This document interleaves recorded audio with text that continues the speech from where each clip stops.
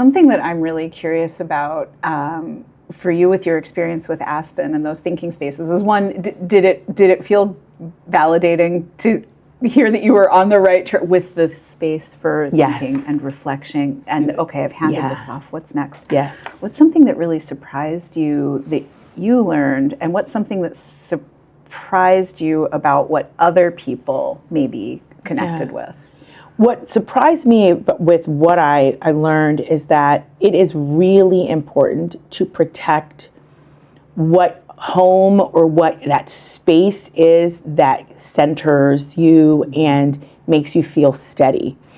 In all of all the readings and all of our writing reflections, that was a constant theme that came back is really at the center. What steadies, comforts you, where you can find a place to refresh, reframe, reflect. And so, and really at the root of that is renewal. Yeah. And so in all of the readings, that was a big piece to all of these philosophers. Again, they talked about society, they talked about the wellness and the goodness of people, but also having your champions, who are your allies, who are your supporters, but where do you go to refuel and energize? So that was something that really was very affirming as we talked about in the beginning of the year.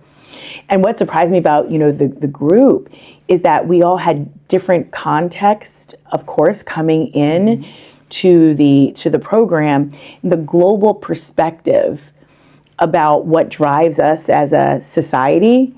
It was very varied. It was, and that part was interesting because there were a few different perspectives. And as a group, we had to say, wow, is this really what we want our society to be, to look like, to mean?